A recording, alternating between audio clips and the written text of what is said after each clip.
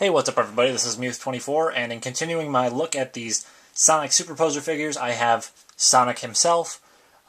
Taking a look at the box, same sort of setup as with Shadow the Hedgehog. It's got sort of that hexagonal design on the back of the box. It's nice enough to look at, not anything spectacular. They could have put something like Green Hill Zone in the back there, or even City Escape from Sonic Adventure 2, I don't know. But at any rate, decent looking box as a whole. Logo on the side there, logo on the front, and the back side is just Sonic, Knuckles, and Tails. As I mentioned in the Shadow review, I wish they kind of had put something a little bit more interesting to look at. That I mean, the art's decent and all, but with McFarlane toys, you get those highlights of other figures in the same line. So I don't know. It just seems like that's something that toy lines do generally speaking anyways. Like, they do have Transformers all the time, so that kids will go out and buy 1,000 more Bumblebee figures. Cut this open with my X-Acto knife.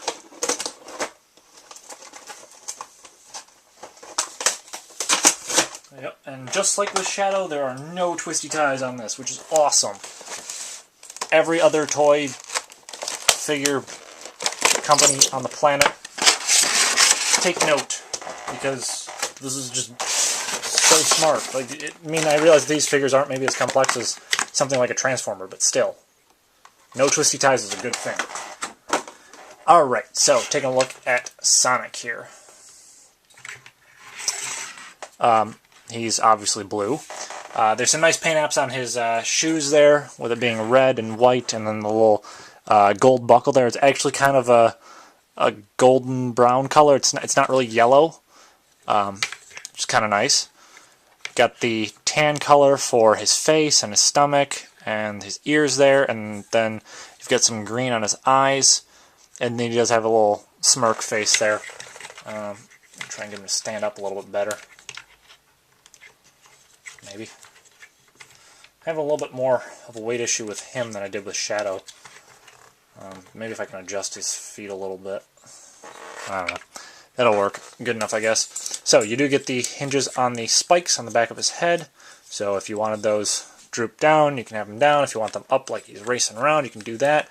The ears move forward. The head will rotate 360 on this one. I didn't do that on Shadow. But his spikes go down, so Sonic's are higher up. The arms will only go about that far, though, because Sonic's head is, like, wider than Shadow's was. The elbows will bend. The shoulder joints will rotate 360, no problem.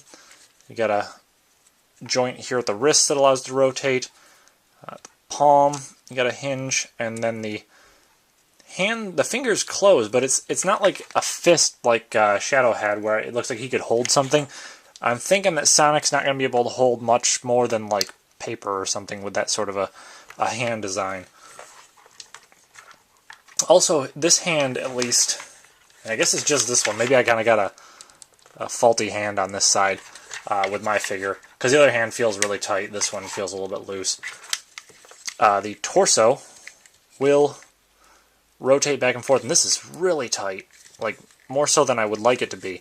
I'm not even going to try and force that to go 360. It probably can normally, but mine's not cooperating there. So the only thing with turning that is that the paint on his belly there is going to look off when you have him like that.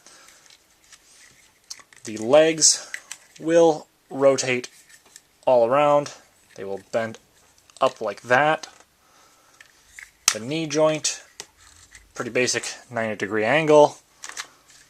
Get some rotation on the foot. Joint at the top of the foot. And then a joint on the foot itself. Not that much detail on the bottom of the shoes, but, on top and on the sides looks decent enough. I'm going to try and get him to strike a regular standing pose. Maybe if I just prop him up against the wall. He is having some issues standing up already, which is a little disappointing. part of it's because of the way his feet are designed. They're so much more round and pointed at the tip, whereas Shadow's here are boxy. But there they are, next to each other, basically the same height. Shadow's head is down a little bit more, but the spikes on top of his head go up a little bit higher. Here's Master Chief next to Sonic. His head goes to about the top of Sonic's forehead, a little bit higher up than it did on Shadow. And then for a Gundam size comparison, I got a little smaller Master Grade here, the Crossbone Gundam full cloth to, add to Shadow's colors there, I guess. You can see he's a little bit taller than Sonic and Shadow. But yeah, I mean, it's a decent figure. It only cost about $11, so it's not half bad for that price. I kind of prefer Shadow over Sonic, to be honest. I think he looks a little bit better in terms of his colors, and he tends to stand up better, and his joints are easier to work with, I think. Yeah, it's only a few complaints with this one in terms of his joints. It's that one arm, which I think was just a chance pull with mine that happened. I don't think that's normal for most of these figures to have a loose hand on this side, but his waist is really tight, and so I don't know if that's normal on this figure or not. But anyways, that pretty much wraps up this review, and with that, I will see you guys next time.